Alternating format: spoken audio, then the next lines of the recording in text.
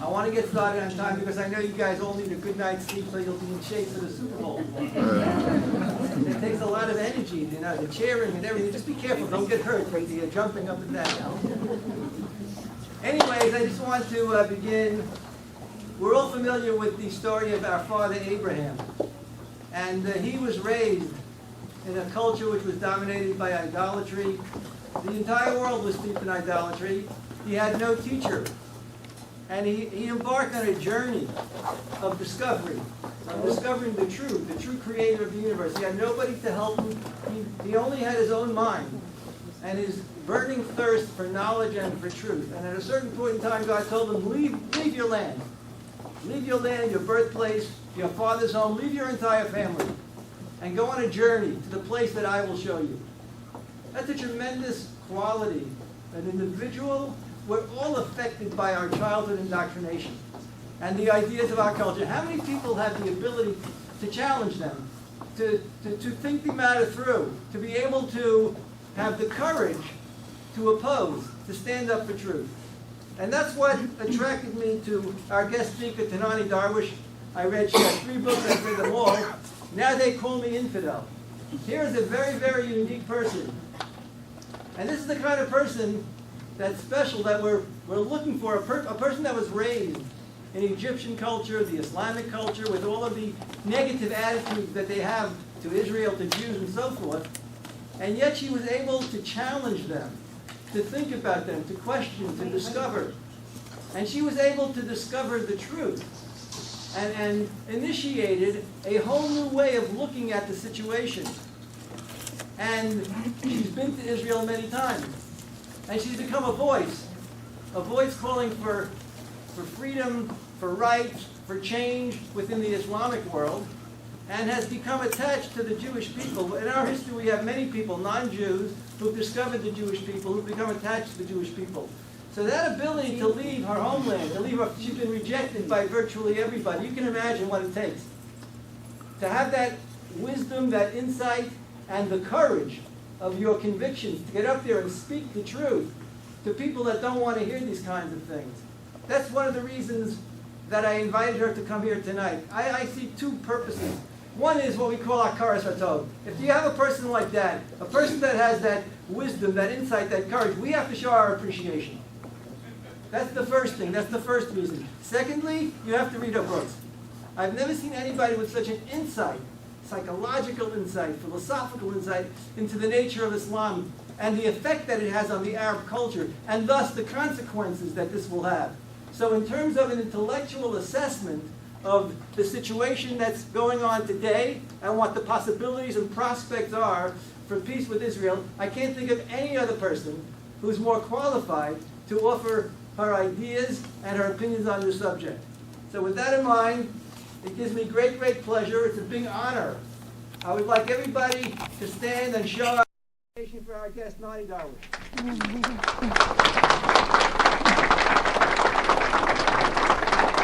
Thank you, Rabbi.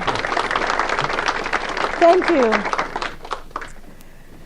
I want to thank you very much for inviting me here tonight.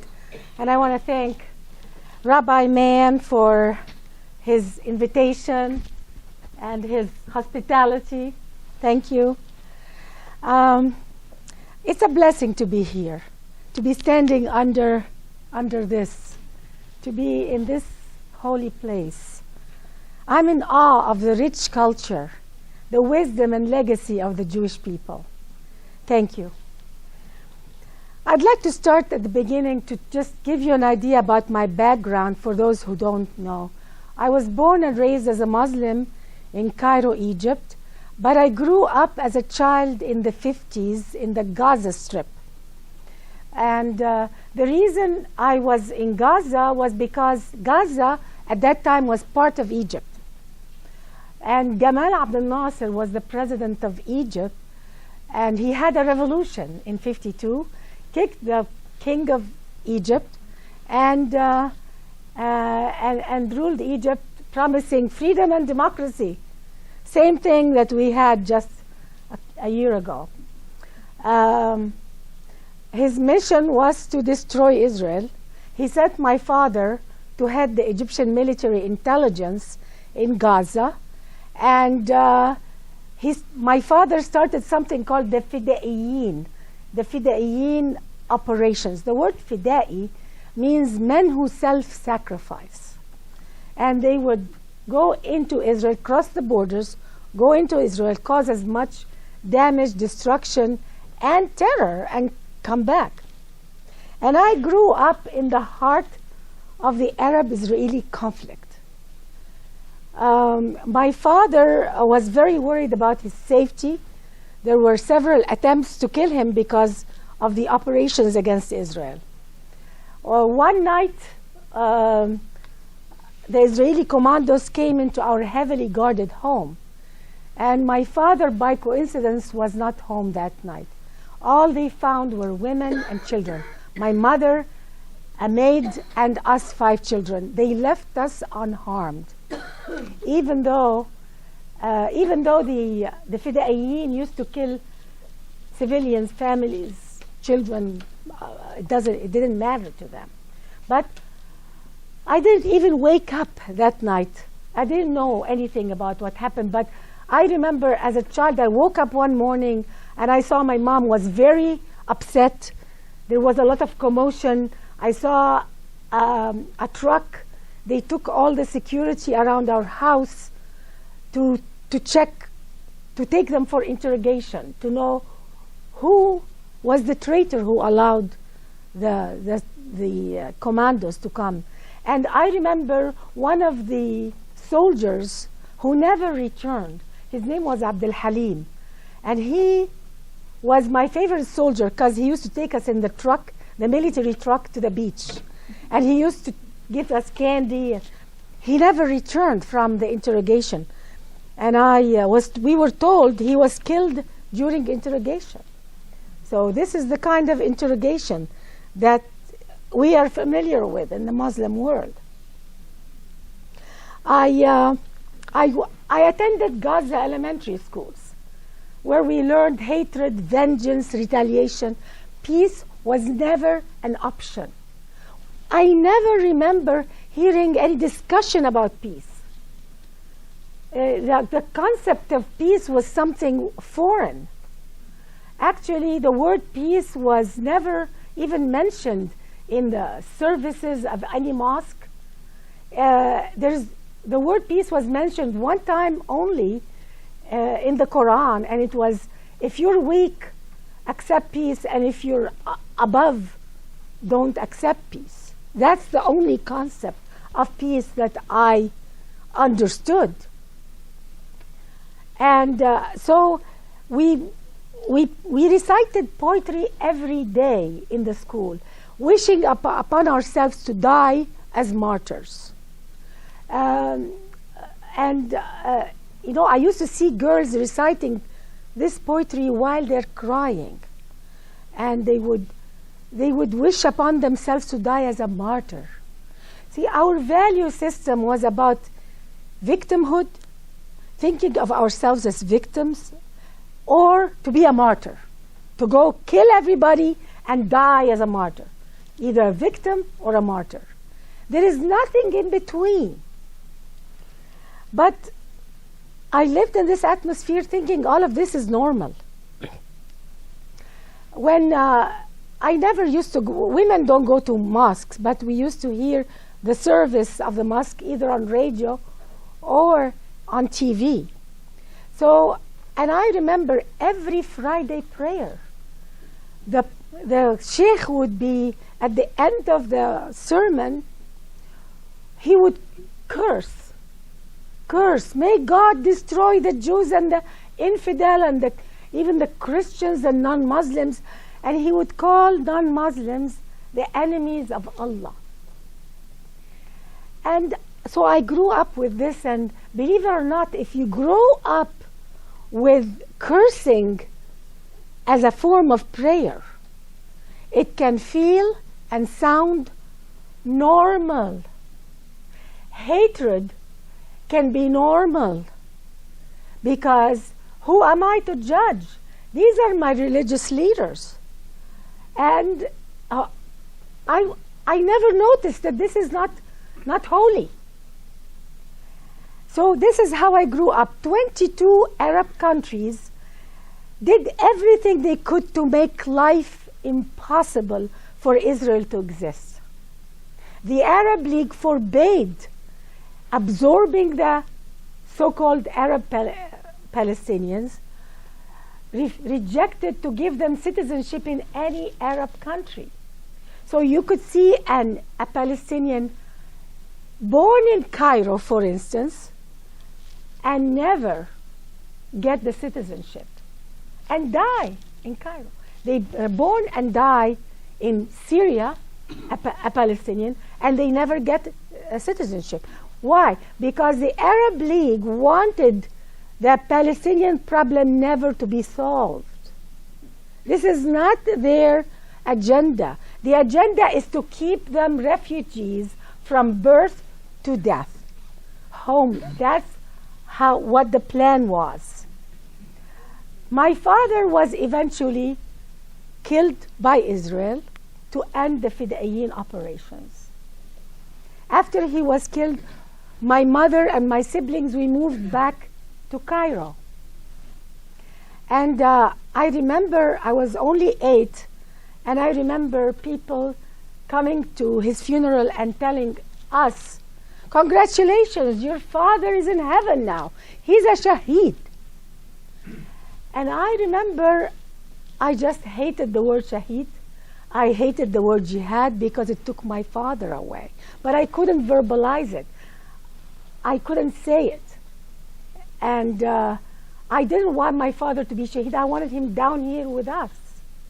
But the culture was so for sacrificing. They encouraged women to stand up in front of the cameras and say, "I gave my son to the jihad, and I want my other children to die in the jihad." Women who are for life, for peace, were looked down upon. Women who would be radical, if not more radical than men, who will promote jihad for their children, were lifted up as honorable women to be respected in society. So for a woman to be respected in Islamic society, you have to be as radical, if not more radical, than men. And that is why a lot of women are silent. They are proud to give their children to jihad. And many people told that to my mother, to my grandparents, after my father died, that, "Yo, boy, you're lucky. He's in heaven now." It's the only way to go to heaven is to go and kill the infidel and die in the process. It's a very convoluted way of thinking. But at that time, I never thought of it this way. So the Arabs of Israel were pushed constantly, they are rejected from being absorbed and constantly pushed against the borders with Israel in order to keep the problem alive. The Arab world doesn't have a shortage of land. If you look at the Arab world from the Atlantic Ocean, Morocco, all the way to Persia, from Turkey all the way to Sudan. At that time, when I was a child, the Sinai was practically empty desert. Nobody lived in the Sinai. Like today, there is Sharm el-Sheikh, all the nice beaches.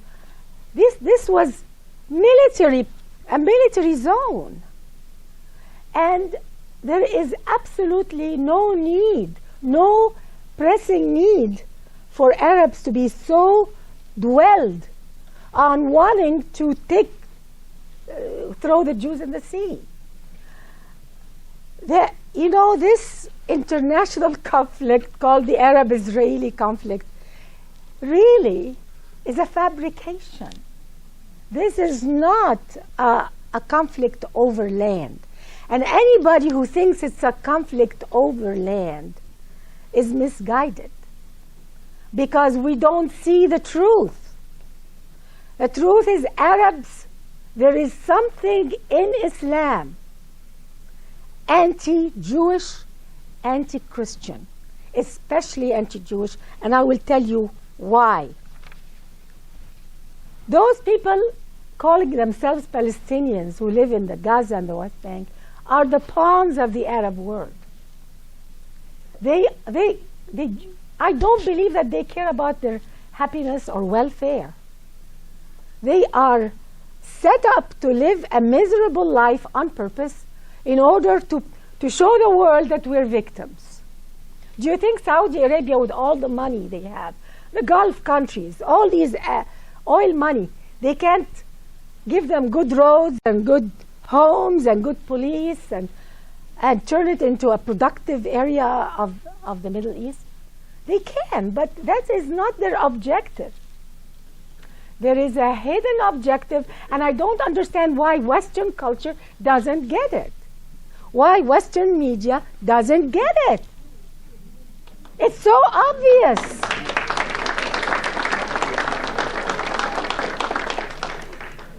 So the unemployed people in Gaza and the West Bank, all this high unemployment, where do they go to work? Do they stand on the border of Egypt to get a job? Do they stand on the border of Syria or Jordan? No. They line up on the borders of Israel to the very people they are supposed to kill.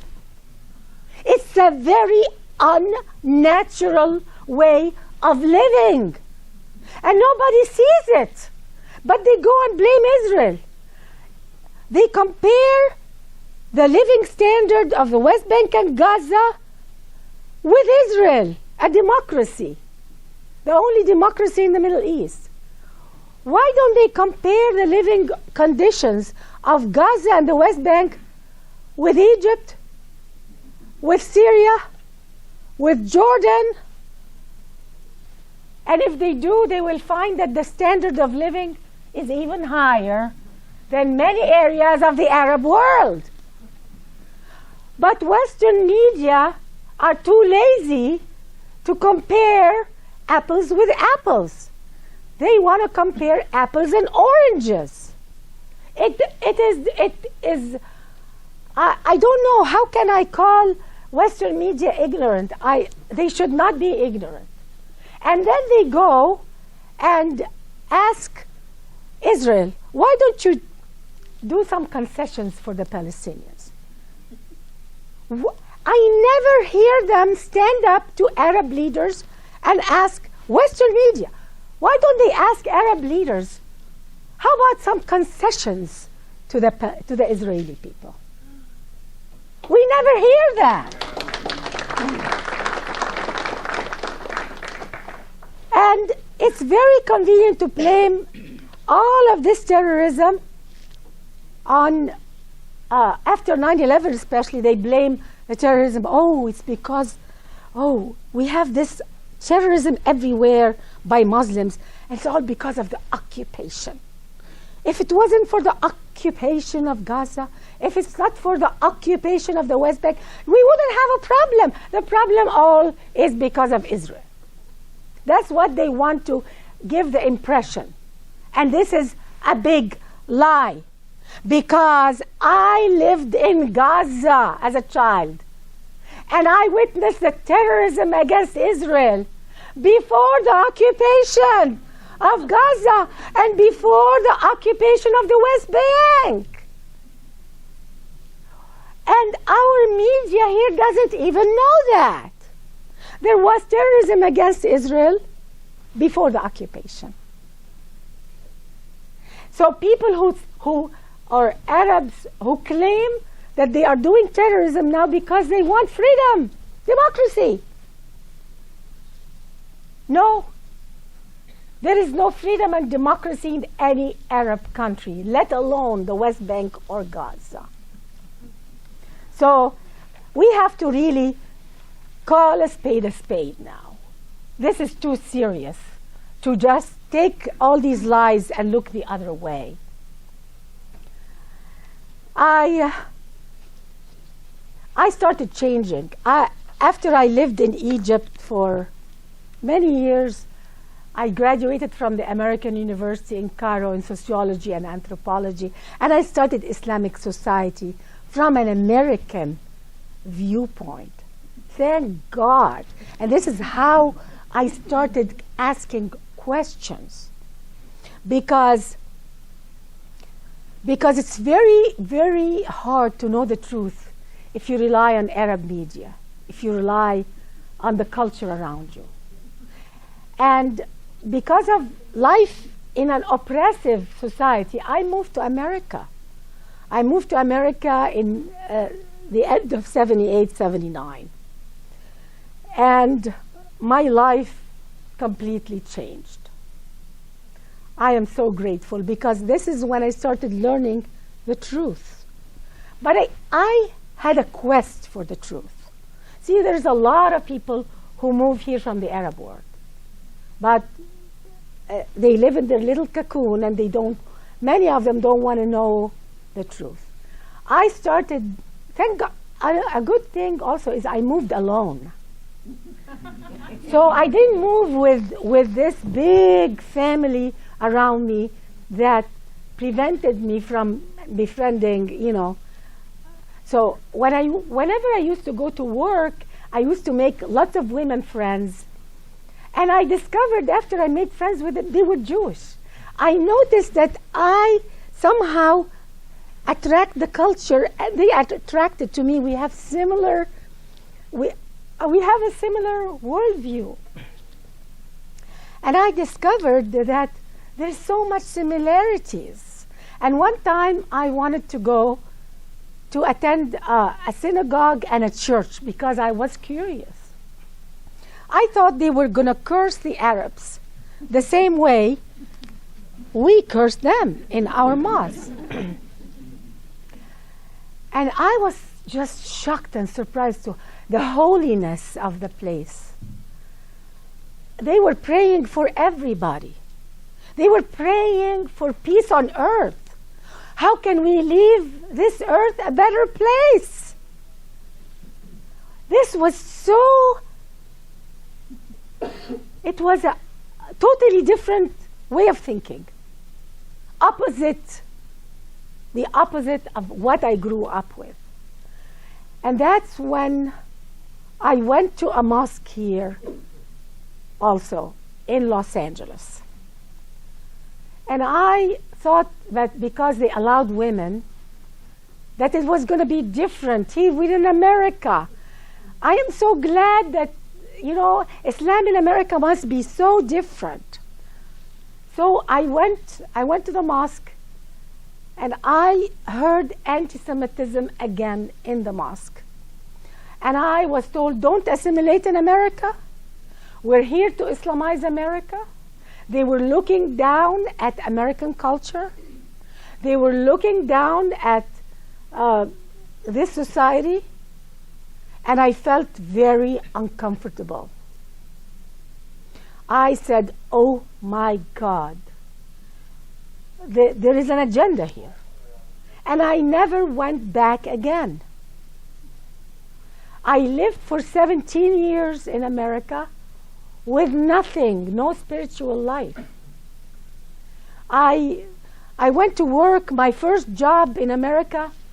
I was walking in the hallway, and as a new immigrant, I was reading everything. Wherever I go, I would read. I wanted to know.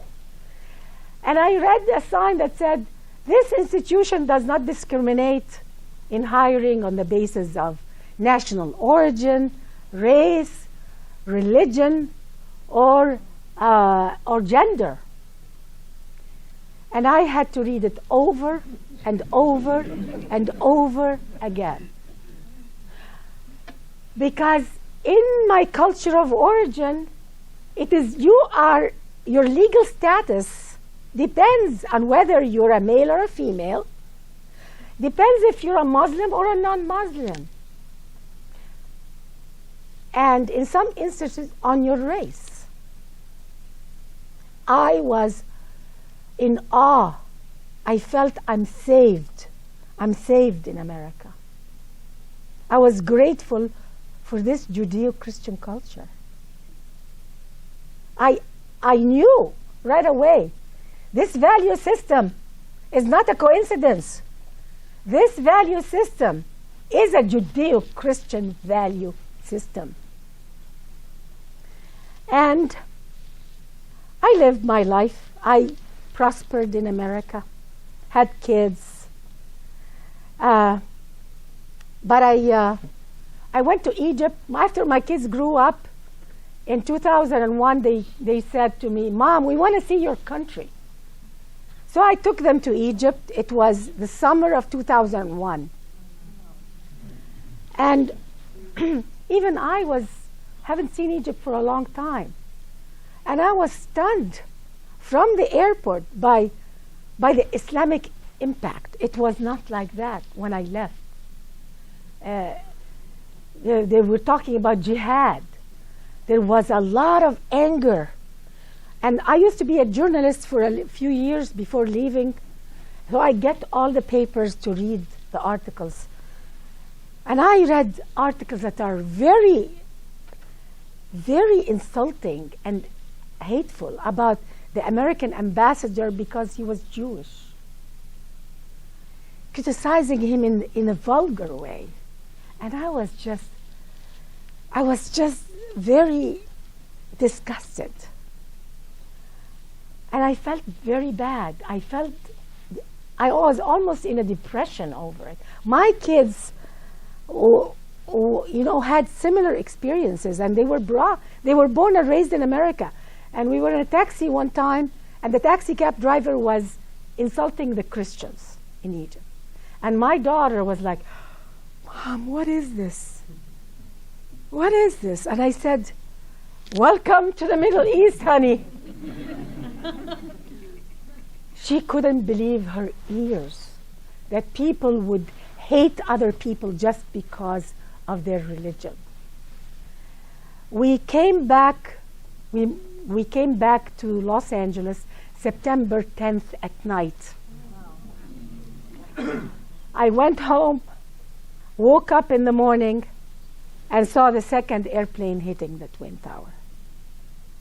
And the minute I saw it, I knew it. This is the anger I left behind. This is the jihad propaganda, day in and day out. And lo and behold, 2 days later, I find out Muhammad Atta is the leader of the 19 terrorists from Cairo, the same city I came from. I was shocked. I wept. It's a very strange feeling when your culture of origin is attacking your country now.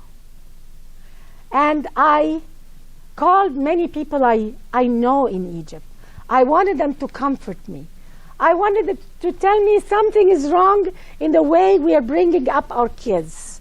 It's time to do some soul searching. I wanted them to do that. Is teaching hatred to children a good idea? I thought this was going to be the discussion in the Arab world today. And I called at least 8 people. Each and every person I called, and they didn't know each other, many of them, told me the same thing. Nonie, how dare you say Arabs did this? Don't you know this is a Jewish conspiracy? The Jews did it. They were running out of the building because they knew it was going to happen. They were angry at me for daring to say that we have to look within to stop this insanity. I hung up the phone and wept again. I never planned to do what I'm doing. What I'm doing came as a reaction of these phone calls. I hung up the phone, and it's a very strange feeling, and very few people ever feel it. But it's a feeling of being totally alienated from your culture of origin, from the people you grew up with, from the culture that you grew up in. This is not a happy feeling. It's very sad. But how can I feel related to a culture that totally relies on fabrications and lies. It's a very strange feeling that I don't wish it on anybody, because it was very sad. And I immediately went to the computer and wrote an article, why I support the state of Israel. And in it, I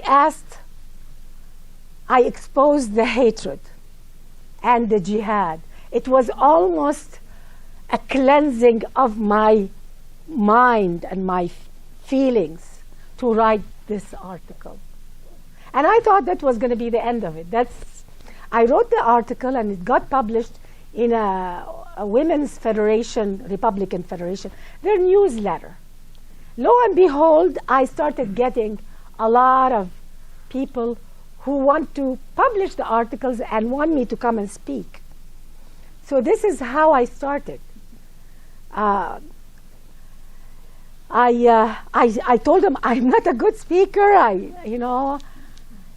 So anyway, I had a very good Jewish friend. She came and told me, come and speak at my Hadassah group. And this is how it started. I went to my first speech after the was in a Hadassah women group.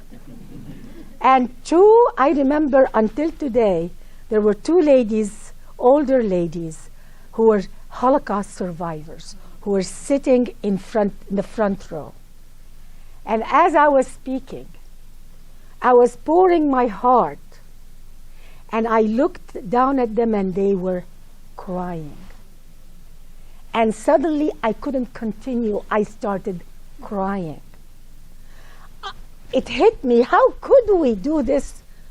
How could we lie and accuse people of something we Arabs know very well we have done ourselves?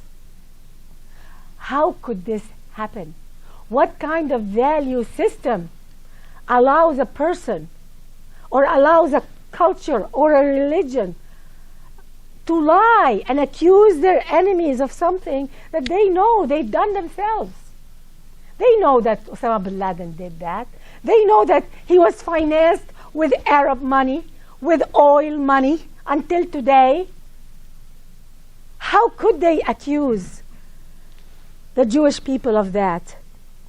And that was when just the light bulb, it was just the truth came to me.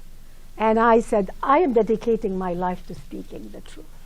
I cannot stay silent anymore. And I love my people. I love the culture, but I cannot accept the dysfunctional aspects of the culture, the destructive aspect of the culture. And actually, I'm not only speaking for the sake of the Jewish people or for the sake of America. I'm speaking for the sake of the truth, because I love my people. When you love somebody, you have to speak the truth. They have to know the truth. And it's time for the Arab world to understand why they have this deep hatred. This destructive hatred is hurting the Arabs more than anybody else. Teaching children like I was taught to hate is destructive. It's child abuse, because your whole priorities in life is changed. You're not motivated to making this world a better place. You're motivated to hate and kill. And this has to end. It's not good. Is it any wonder that the chaos that's happening in Cairo, in Syria, in Libya, in Tunisia, everywhere, in Pakistan and Afghanistan? Because when you fill the hearts of a whole culture with this kind of fabrication, envy, hatred, and destruction, look at the map of the Middle East. Look at the map. You can hardly see Israel. It's impossible to convince any person who has an IQ of a child that this problem is over the land called Israel. No way. And it's time for the West to understand this. Because it's not just not good for Israel, it's not good for the Arab world. They are collapsing. A lot of people think that the Arab world is so strong and so powerful. This is a cry of a culture that is in turmoil.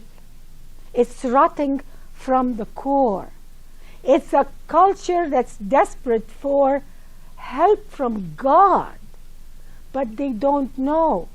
Their religious leaders are telling them to continue the hate instead of telling them to repent and find the true God, the love and the friendship. But until today, even after the revolution, we have an Egyptian president who recently called Jews apes and pigs and enemies of Allah. It's the same story. They never stop. In the eyes of many Muslims, in the eyes of Islam itself, Jews and non-Muslims, they call them the kafir, the infidels. They don't deserve the truth. They don't deserve justice, and they don't deserve mercy. How can this happen in this day and age? And we accept it? And we don't say no? So we have a president in Egypt now who's an Islamist, and the turmoil is everywhere because you cannot have freedom and democracy. You will never, the Arab world will never have freedom and democracy when the hatred is number one, when the jihad is number one, when killing your enemy is number one, when you're fixated on lies and slander. You will never have peace and democracy. And they don't understand that. And it's because I love my culture I'm speaking. Some people call me, oh, you're an Islamophobe.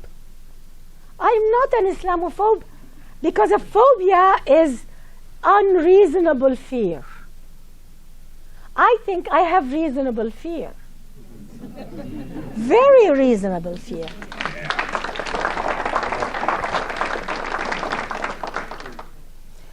And some people wonder why. Nobody asks this question. Why all this lies and slander against the Jewish people, against America? They call America the great Satan and Israel the little Satan. Why? Do you know that on Syrian TV, on Arabic TV, on Egyptian TV, the constant day and night lies about the Jewish people is unbelievable. There was a show that was saying, and in it was not just religious leaders, some of them were scientists, Arab scientists, saying that, oh, do you know why Israel went to Haiti to help with the earthquake? You know why? Oh, you know why? Because Israel really wanted to harvest the organs of the Haitian people. These are the intelligentsia of the Arab world. When the intellectuals of the Arab world say that, what do you expect from the man on the street? And you wonder why they hate? Because day in and day out they are told this. I was told horrific things about the Jewish people. It took me years to extract it out of my mind, my heart, and my consciousness. It was not easy. And it's not going to be easy, but it's time for the Arab world to start and say, enough is enough. The Jew hatred it has to end. But there is a big problem why Jew hatred cannot easily be taken out of Islamic culture. There is a reason. If you look at the Quran itself, if you look at the history of Islam, if you go back to the 7th century, you don't have to go back to the 1948. 1948 is not the reason why they hate Jews. This is an excuse. In the 7th century, Muhammad started his message in Mecca, wanting an Arab religion, a religion that stems from inside the Arab world. And he linked it to the Abrahamic religion to get some credibility, and asked his people to believe in him as the Messiah. His people in Mecca rejected him. He spent 13 years in Mecca trying to spread Islam, and he only had 150 followers. Then he decided that peaceful means of spreading his message will not work. He left Mecca and moved to Medina. Medina was a Jewish town. The word Medina was even a Jewish word. It got taken by Arabs. Now it's a word that means city, but it's originally a Jewish town. And he went there. The Jews didn't kill him, didn't ask him anything. They welcomed him, as a matter of fact. In his early writings in the Quran, he mentioned the Jews in a very favorable way. He called them guidance and light in the Quran, righteous people, excelled the nations. But when the Jews rejected to convert to Islam, that was the big slap on him. He was not credible in front of his Mecca people, because he told them, I have an Abrahamic religion. I'm going to be the Messiah. The Jews are going to support me. I'm going to go live with the Jews because they're going to support me. And when the Jews didn't convert, he simply flipped. All the good things he said in the Islam, in the Quran about the Jews, the good stuff, completely the opposite. He started calling them apes, pigs, enemies of Allah, because he could not find the legitimacy he was hungry for. All he had were warring warriors, the fringe people, fringe tribes that were poor, that wanted to follow him just to benefit from him. And he looked at the Jewish tribes. They were prosperous, and they earned a living from hard work. Muhammad, in many of his hadiths, and I'm quoting Muhammad, I became wealthy through terror. He became wealthy through stopping the Mecca people, his own tribe, his own people. He would stop and kill them and rob the caravans, the trade caravans. And what happened is he started looking back as a prophet. What kind of prophet lives in a city asking the Jewish tribe, those prosperous Jewish tribe, to convert to him, and he's robbing his family in the caravan, and they are prosperous through hard work? He started looking back. It was time for him to take their wealth and kick them out to start looking good, which he did.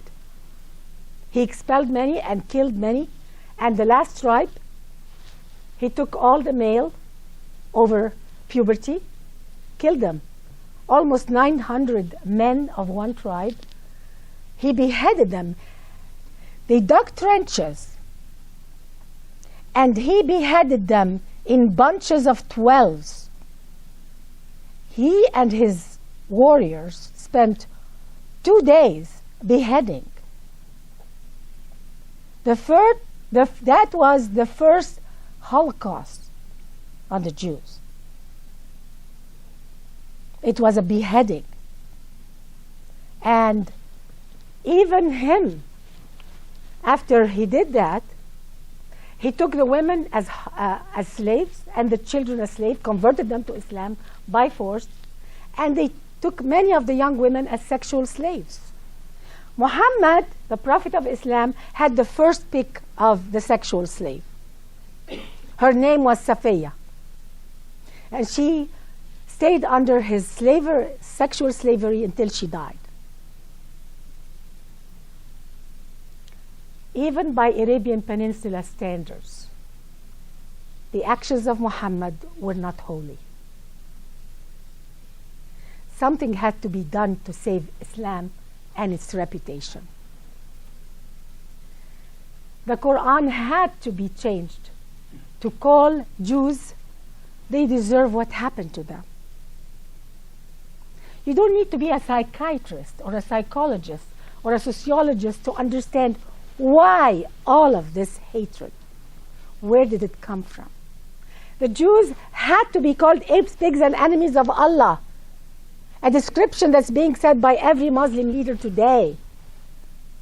This was the only solution to save Muhammad's reputation, to save Islam. Islam has an existential problem. If Islam makes peace with the Jews and treats them as human beings, not as apes and pigs and descendants, what Morsi said was they are descendants of apes and pigs. If Islam makes peace with that, then they're going to look at their prophet as a murderer.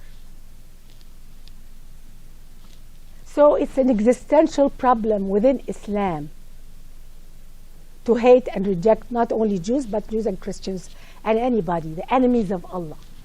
Because Muhammad kicked out the Christians also and kicked outside the Arabian Peninsula. And on his deathbed, he entrusted his followers. His last words on his deathbed was, go chase the Jews and kill them wherever you find them, even if they hide behind a rock and a tree. He died in agony of what he did. But he didn't want to go down alone. He wanted everybody around him to do exactly what he did. This is a tragedy of Shakespearean levels here. And nobody notices it. I mean, all you need to do is you don't need to be a psychiatrist. Really, just read the Quran. You will see the story telling itself. What I'm saying now is not something that I created. If you read the life of Muhammad, you will read all that. You will read all of that. I'm just quoting. All I'm doing is just connecting the dots in an analytical way. That's all. And that is why Muslims today have a very hard time reconciling, because to reconcile with the Jews means they have to admit that Islam was wrong. It's an existential problem. And that's why when Muhammad died, his followers did what he commanded. They went and conquered Egypt, conquered Persia the same year, and then they went to Jerusalem, where the Jews are, and said, okay, now this is ours.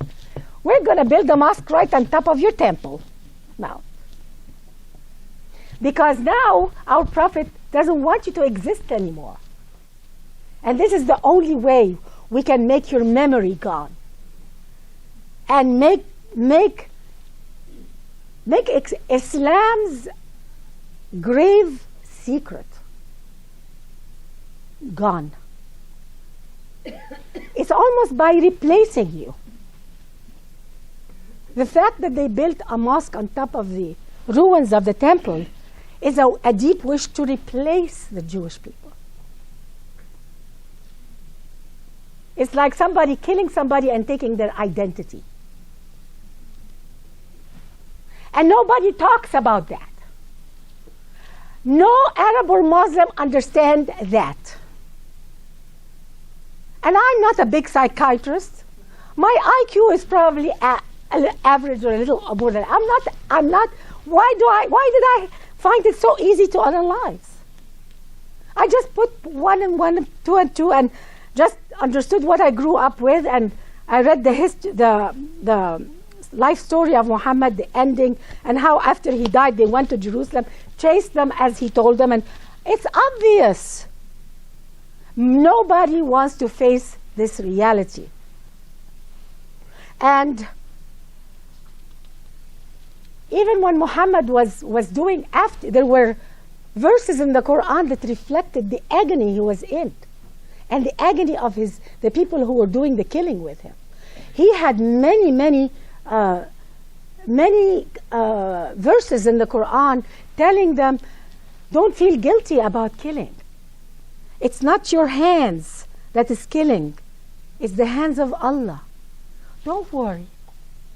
You are going to be honored for killing them. You're going to go to heaven for killing them.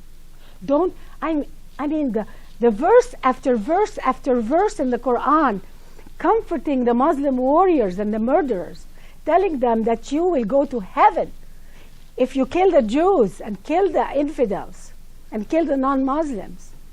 Verses telling that it's not your hand that has the blood on it.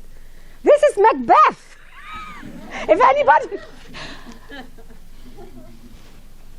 I don't understand. It's so simple.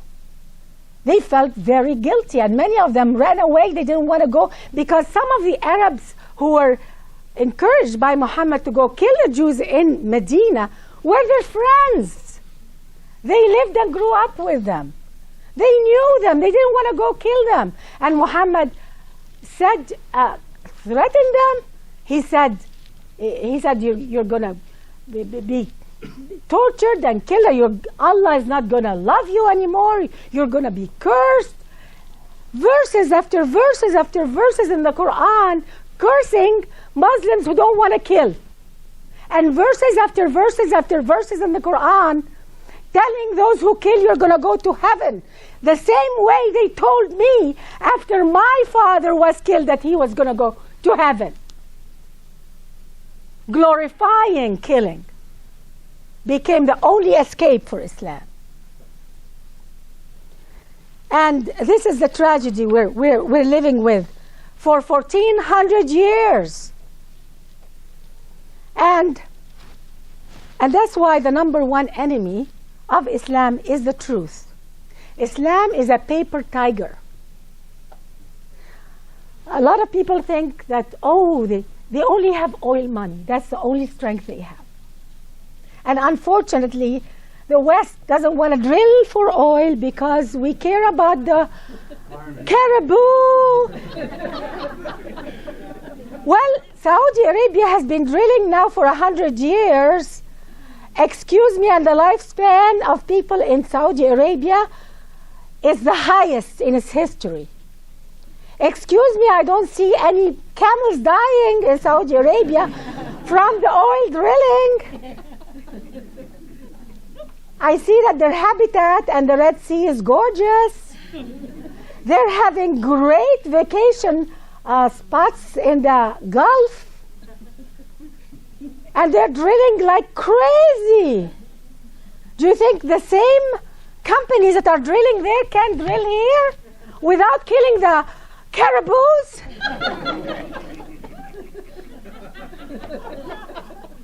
Why are we doing this to ourselves?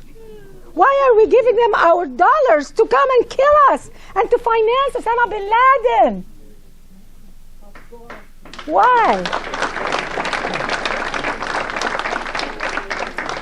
And I want to conclude and then take your question, but before I conclude, it's time for America hands off saving Muslims from themselves. They go, Iraq takes over Kuwait.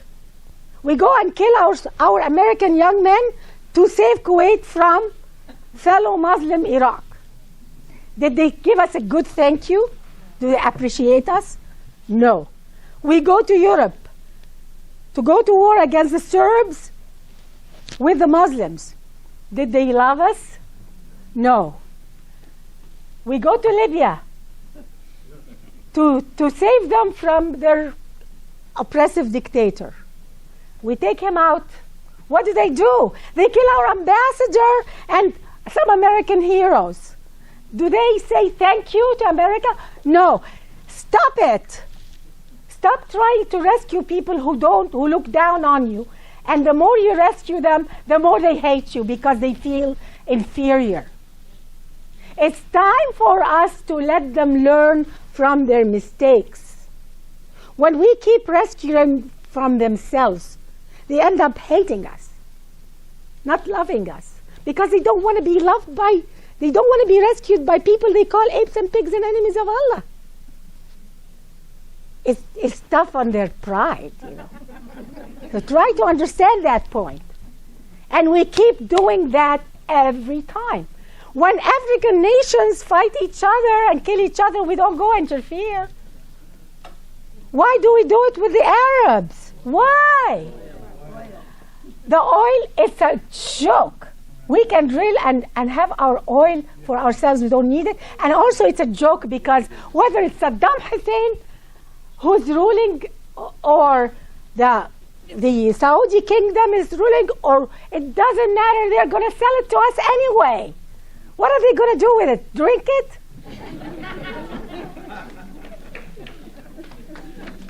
So, it's time to not be afraid of this tragedy, the Islamic tragedy against the Jewish people and the Christian people and the Western culture. Don't be afraid. What I'm telling you now is not to believe that you have this humongous, horrible attack. You are the strong side. What I want you to know, you have God on your side. And they, let me tell you, they are in pain. My heart bleeds every day when I see many, many Egyptians writing to me, save us, I want to get out of here. They are starting to realize something is wrong in their religion. They are starting. There is a lot of people who are leaving Islam. Islam is rotting from the core, and that's why there is a lot of turmoil, because they are not at peace with themselves. They are not at peace with themselves. Islam did not give them peace.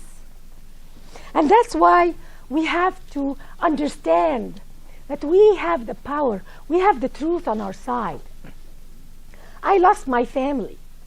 My whole family. My mother is 92. She doesn't talk to me anymore. Why? Because I have a website called Arabs for Israel. See, this is painful for me, but the truth, thank you so much. The truth is more important for me. And I love them. I write to them and I say, I love you. But it's enough is enough. We have to stand up and say the truth. I want to see the Jewish people get offended. Please get offended when they say lies about you. I want a demonstration when they call you all these names. When they say, oh, 9/11, the Jews did it. I will be heading the demonstration in front of the United Nations.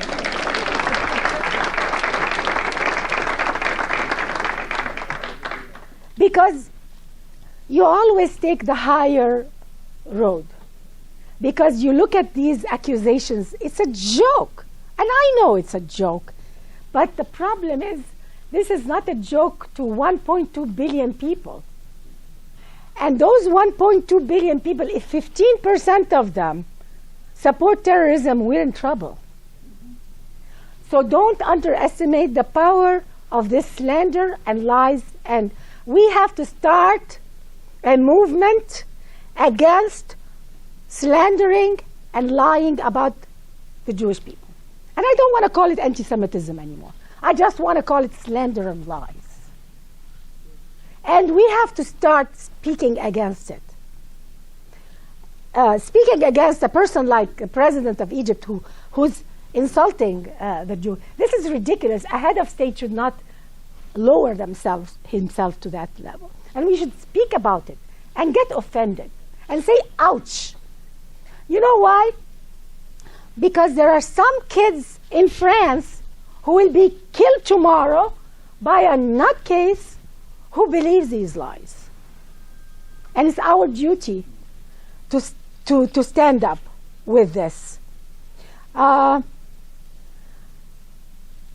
don't have to be Jewish to stand for the truth about Israel, to stand for the truth about the Jewish people. I owe it to you to speak the truth because my culture of origin have committed slander and lies And it's time to end it because it's not good for you, it's not good for them. And that's why we have to speak out. We have to make a big deal every time these lies happen. Arab terrorism is not just destroying or hurting Israel, hurting America, 9/11. It's destroying the moral fabric and goodness in Arab society. And it's time to speak about it. Open up. And I encourage all Arabs to start and speak because I know many of them. Many of them agree with me. Thank you very much.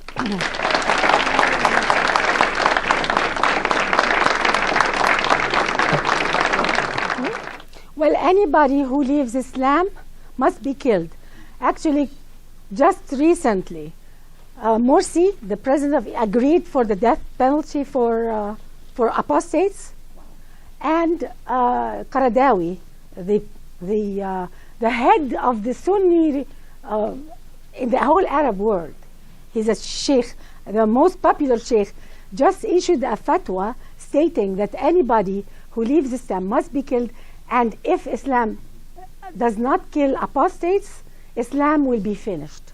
So he even admits that Islam cannot survive without killing those who leave it. Okay.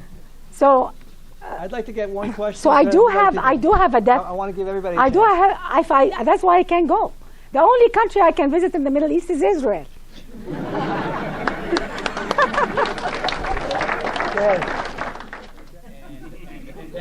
But that's their responsibility, not ours. And that's you know, that's what it is. Exactly. And, And some people are. Therefore, I don't believe there would be peace. Some people are already doing what you were saying. Really? There are some people in Egypt who are called Quranics, and they are rejecting the commandments for Sharia. But they are so rejected, and they're having a really hard time. But there is, because Islam is very hard to live with. Put aside the Jews or the Christians. Excuse me. Islam is very hard to live with and to apply and to have a peaceful society. So Islam causes a lot of chaos in society by nature. Even if there was no Christians, no Jews, if the whole world is Islam, you will not have peace. You will not have stability. You will not have human rights. You will not have democracy. Islam has an innate nature that is against stability and peace and human rights. So Islam has a big problem, and they're trying to solve it for themselves. But in the meantime, the Jewish people and America should preserve and protect themselves until they grow up. Okay? Unfortunately, it's going to happen, but my fear is that while Islam is self-destructing, it can bring down Western civilization. That's why I'm speaking. Al Jazeera, yeah, unfortunately, they bought the TV station here in the United States. Al Gore. Al Jazeera's mission is to spread the lies of the Arab world in America.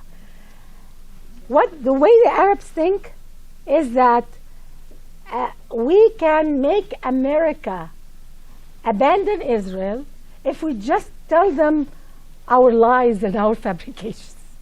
So Qatar, the country that has, was it Qatar? I think Qatar. Has Al Jazeera. It's the most tiny country on earth. To have a whole channel, buy a whole channel in America for that small country is why? Because they want to spread anti-Semitism in America. That's the purpose of Al Jazeera in America. They are already penetrating our universities with all these Islamic, and the government, Islamic Studies Department, Middle East Studies Departments. I go to speak on college campuses, and you can't believe the anti-Semitism that's already spreading in our college campuses. It's time to end all of that. But unfortunately, this is a free country, and they keep building mosques, they keep buying buying stations, and they're pouring all the oil money to change America. Well, that's what they think. But the problem is, even if there was no Israel, do you think they're going to live in peace and harmony? And no, that's why I'm saying the Jewish people represent to them the truth. Because Muhammad was very threatened by the Jewish presence, because it made him look fake. And that is why he wanted to destroy them. Until today, this feeling of fakeness exists, and it's dumped on the Jews. And they really think that they are going to be so credible. If we just get rid of the Jews, we're going to be credible. But they won't. Yes. It was uncomfortable to feel that, talking about hatred a lot, but I really thought it was me, because these were my leaders. They must be justified. So I had to struggle with it. One time I asked my teacher, why do we hate the Jewish people? And she said, how dare you ask a question like that? Don't you know? Are you a Muslim? You're a bad Muslim if you don't think this way. So the response is not a logical response. It's shaming. It's an attack. So I ended up, because I didn't want to be attacked, not opening my mouth again. You know what we can do? You don't have to attack the Quran. Whenever a Muslim leader or a Muslim sheikh stands in a mosque and insults the Jews and apes and pigs and enemies of Allah, show it on CNN. CNN won't touch it. I know. Well, that's our problem. Even Fox News won't touch it. That's our problem. Unfortunately, the West is undergoing a very difficult part of its history right now. The West is totally divided between those who value the Judeo-Christian culture and those who are anti-Judeo-Christian culture.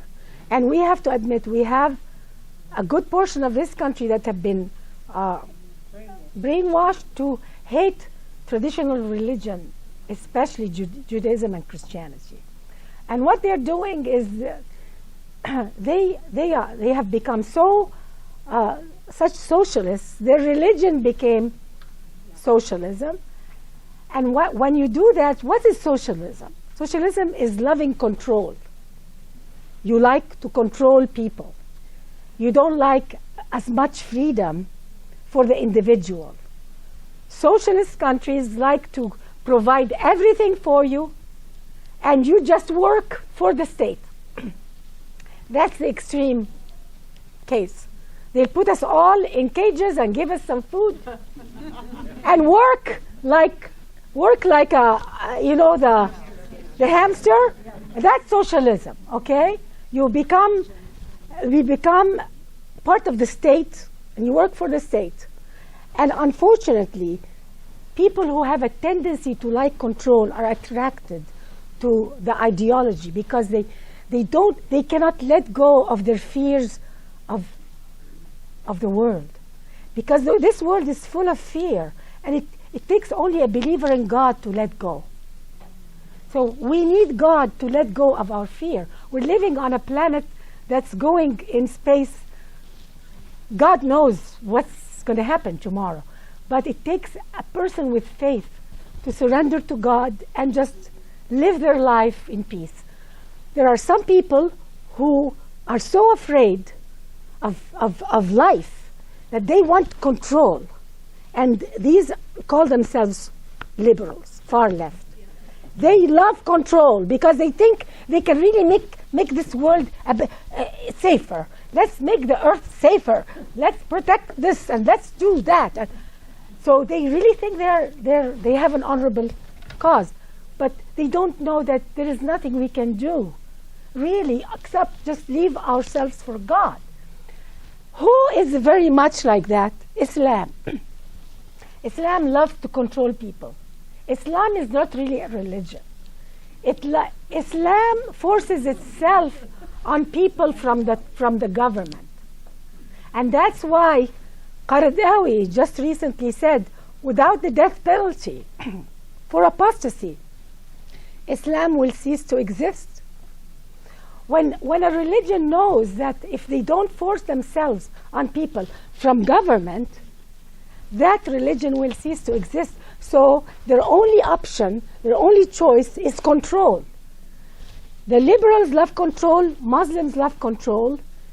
The liberals kind of say, okay, let's ally themselves with them to destroy the Judeo-Christian culture, and then we'll fix them, we'll make them secular. They think so. They hate each other. I'll tell you what, it's even within Sunnis, they hate each other. Within Shiites, they hate each other. Islam doesn't teach peace. It doesn't teach love. The word love is never mentioned in the Quran. Love thy neighbor is not a value system.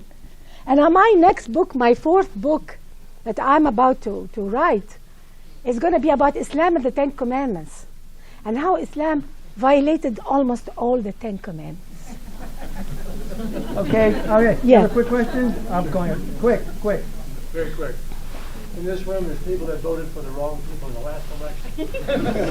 Now, they won't tell you that, but the big problem that's happening in America is people in this room have children, grandchildren, brothers and sisters that have lost their faith in Israel, lost their attendance in the synagogue and the temple. Until you get back to God again, as Jews and as supporters of the Jewish state, nothing's ever going to change. There's 20 million Christians in this country, thanks to Glenn Beck and John Hagee and people like that will go to war and die for the state of Israel. Will you die for the state of Israel? And will your children and your brothers and your sisters die for the state of Israel? Okay, this will be the last question. You'll have a chance, because I want you to tell them something before. I want you to share something. I'll explain as a final word. Jordan. Do you believe that Israeli territorial concessions will bring peace to the No. No. Good question. No. Good question. What will? Islam will self-destruct. That's my prediction. Wait it out. Wait it out. Wait it out. Israel, what Israel needs to do is build the fence higher and higher and higher, and be resilient. Believe in yourself. Believe in your God. And I know that God's protective hand is on Israel. All right, Leah, I really appreciate it. We'll have a chance to talk to Nonie, and there'll be book signings. But I want Nonie to, you didn't share. It's in the book. It's one of the most moving parts of the book. Just very, very briefly, because look, we want them to buy the book. Describe the experience that you had, which had a big effect on changing your attitude. It has to do with your brother when he was... Yes. And you didn't share that story. Just briefly share that story, but they'll have to read the rest of it. Yes. My brother in 1994, 95, he was working as the consul of Egypt in Gaza. I didn't say that he was the consul of Egypt in Gaza. And what happened is he was 43 at that time. He collapsed and had a stroke. He had blood in his brain. He was unconscious. Everybody, all the Egyptians around him said, what do we do now? Do we take him to Cairo Hospital? Or do we take him to Hadassah Hospital in Israel? Do we take him to our own hospital? Our own doctors that we trust? Or do we take him to the hospitals of the apes and pigs and enemies of Allah? Each and every person around my brother said in the same time, you want him to live? Take him to Hadassah. In time of crisis, even Muslims know that they trust Jews. They call them names, but deep down inside, their humanity trust them. They trust that they are going to do the right thing because they know that they are men and women of God. And that's why I want this story. When my brother went to Hadassah, he was unconscious for 3 months. My mom went there and his wife to see him. And my mom was calling me on the phone telling me, I can't believe the Jewish people are so kind. They are not the people that we're describing. And I told her it's true. And it's time to end this hateful propaganda, but they can't because it's written in the Quran. And my brother is alive today because of Hadassah. He was supposed to die, and they saved his life. A lot of Arabs go to Israeli hospitals and their lives are saved, but there is not one thank you in the media in the Arab. Not one thank you. Because they don't want to credit Israel with anything good, even though they know it. And this is something, it's a shame. This is a real shame that a culture, they knowingly need your expertise, but they refuse to say thank you. And my brother, unfortunately, years after his life was saved, and I asked him, what do you think about the Jewish people? They saved your life. And he said, they have something very special, but I still have to consider them my enemies. Because the Quran says so. I still have to consider them my... They saved his life, and he still has to consider them. And this brother used to love me, and now he has nothing to do with me. Thank you very, very much. Thank you. It was great. It was great.